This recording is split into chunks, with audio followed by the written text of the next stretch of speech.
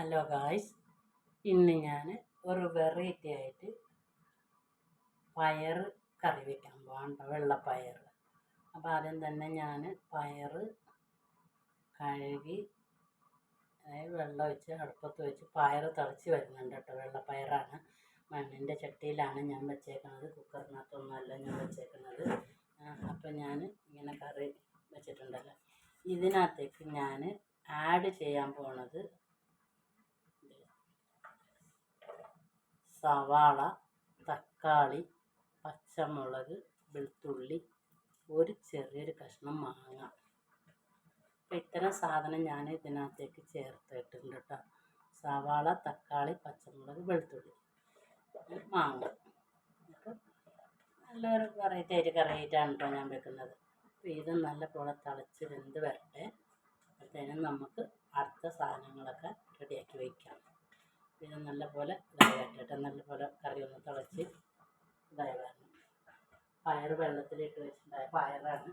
അപ്പം ഞാനത് ഒരു വേവിക്കാനായിട്ട് അടുപ്പത്ത് വെച്ചേക്കണം. അത് തിളച്ച് വരുന്ന സമയം കൊണ്ട് ഞാൻ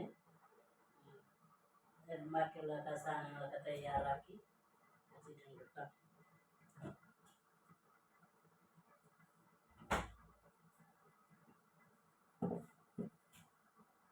ഇനി ഇതിനകത്തേക്ക് നമുക്ക് ഇപ്പോൾ തിളച്ച് വരുന്നുണ്ട്. നമുക്കൊന്ന് കയ്യിലിട്ട് ഇളക്കി കൊടുക്കാം.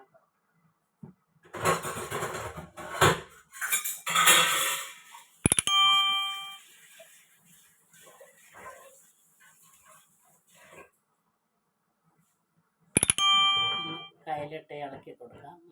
ഇതെല്ലാം ഒന്ന് വേറെ ഇതാവാൻ വേണ്ടിയിട്ട്.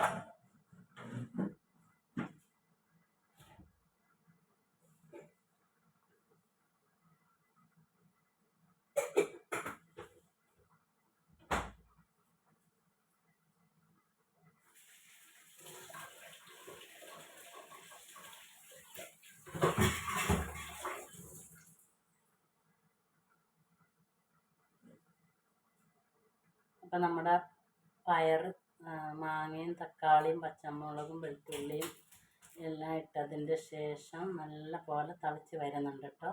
നല്ല പോലെ കറി തിളച്ച് ഇതായി വരുന്നുണ്ട്. ഇനി അതിനകത്തേക്ക് കുറച്ച് കറിവേപ്പില കീറിയിട്ട് കൊടുത്തേക്കുന്നത് കേട്ടോ.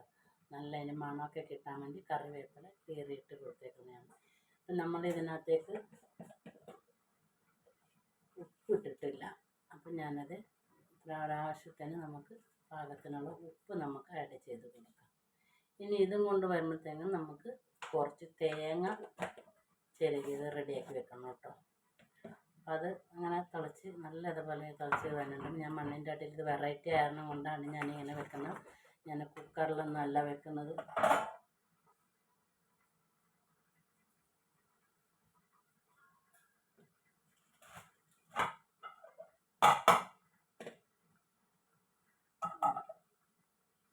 ഇനി ഇതിനകത്തേക്ക് നമുക്ക് ആഡ് ചെയ്ത് കൊടുക്കേണ്ടത്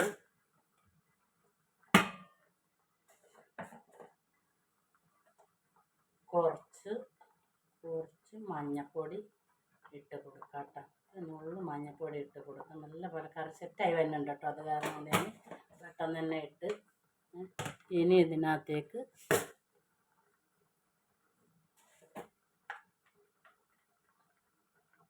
കുറച്ച് മല്ലിപ്പൊടി, നുള്ളി മല്ലിപ്പൊടി ഇട്ട് കൊടുത്തിട്ടുണ്ട് കേട്ടോ.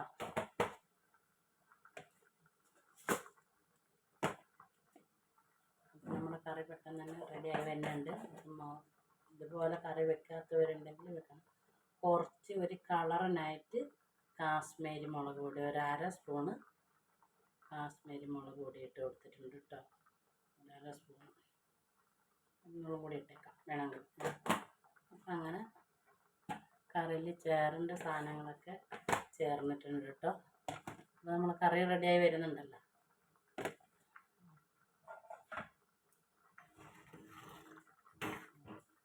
നല്ല പയർ കറി നല്ല തിളച്ച് മാങ്ങയും തക്കാളിയൊക്കെ നല്ല പോലെ ഇതായി വരുന്നുണ്ട്.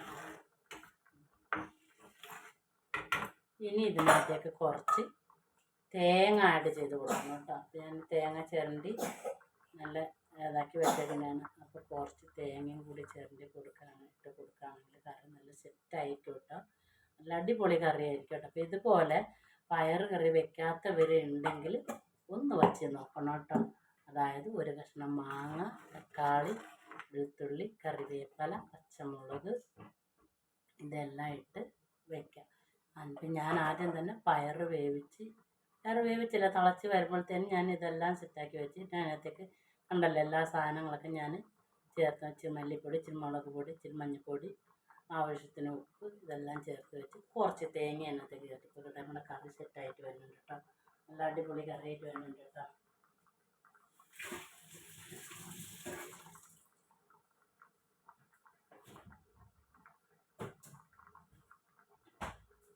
അപ്പോൾ ഇതുപോലെ കറി വെക്കാത്തവർ ഒന്ന് ഇതുപോലെ വെച്ച് നോക്കണം കേട്ടോ.